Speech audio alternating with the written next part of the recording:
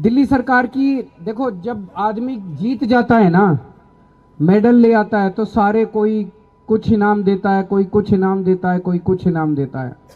असली समस्या तो तब होती है जीतने के वक्त, जो खेलने के वक्त जो संघर्ष कर रहा होता है खिलाड़ी मेडल जीतने के पहले, तब बहुत कम सरकारें हैं जब उसकी मदद करने के लिए आती है। जो भी सतपाल जी भी कह रहे थे, दिल्ली में हमने 2-3 किस्म की पॉलिसी बना रखी है। एक प्ले एंड प्रोग्रेस है। छोटे बच्चे 13-14 साल से कम उम्र के बच्चे, अगर उनके अंदर हमें पोटेंशियल दिखाई देता है तो हम उनको साल के 2 से 3 लाख रुपए देते हैं कि भाई आप अपना हुनर, कोचिंग करनी है कोचिंग कर लो, खाने पीने पे खर्च कर लो। जैसे हमने सुना चाइना में और अन्य देशों में वो छोटे छोटे बचपन में पकड़ लेते हैं बच्चों को और तब से उनको तैयार करना चालू करते हैं खेल के लिए। अभी उस लेवल पे तो हम नहीं पहुंचे कि हम बच्चों को पकड़ लें, लेकिन बच्चों की मदद तो कर ही सकते हैं थोड़ा सा पैसा देके। तो वो हम प्ले एंड प्रोग्रेस पॉलिसी है, जिसमें 13-14 साल से कम बच्चों को अगर उनमें हमें हुनर दिखाई देता है कि ये बच्चा बड़ा होके इस खेल में कुछ कर सकता है, तो उसे साल के 2 से 3 लाख रुपए हम देते हैं और वो एक बोर्ड है, वो तय करता है उस बच्चे का वो एग्जामिनेशन करके। फिर मिशन एक्सीलेंस है। मिशन एक्सीलेंस में आप भी थे? नहीं, अच्छा।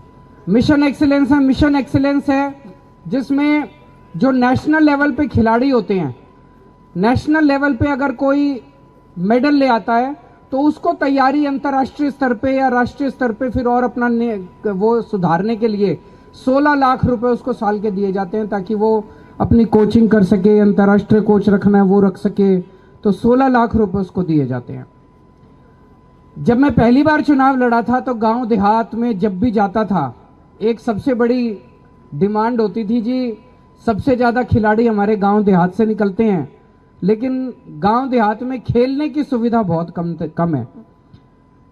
मैं आपको बता दूं, एक तो ये बवाना स्टेडियम जो है इसको पूरा चमका दिया गया, आप लोगों ने देखा होगा। 16 करोड़ रुपए इस बवाना स्टेडियम को रिनोवेशन करने के लिए खर्च किए गए हैं। नजफगढ़ में नया स्टेडियम, नया स्पोर्ट्स कॉम्प्लेक्स बन के तैयार हो गया है। कैर में नया स्पोर्ट्स कॉम्प्लेक्स बन के तैयार हो गया है। मुंडेला में नया स्पोर्ट्स कॉम्प्लेक्स बन के तैयार हो गया है। पूटकला में सिंथेटिक ट्रैक बन के तैयार हो गया है। प्रहलादपुर में स्पोर्ट्स कॉम्प्लेक्स बन के तैयार हो गया है। कटेवड़ा में सैंक्शन हो गया और बहुत जल्दी बन जाएगा। मित्राओं गांव में, झड़ोदा में, समसपुर में, इन सब जगह स्पोर्ट्स कॉम्प्लेक्स बन के तैयार हो रहे हैं। इतने बड़े स्तर के ऊपर मात्र 7 साल के अंदर किसी सरकार ने, मैं नहीं समझता कि गांव देहात के अंदर स्पोर्ट्स इंफ्रास्ट्रक्चर को बढ़ाने के लिए कभी काम किया होगा। और अभी और भी बहुत सारी प्लानिंग है आपके गांव देहात में स्पोर्ट्स को बढ़ावा देने के लिए।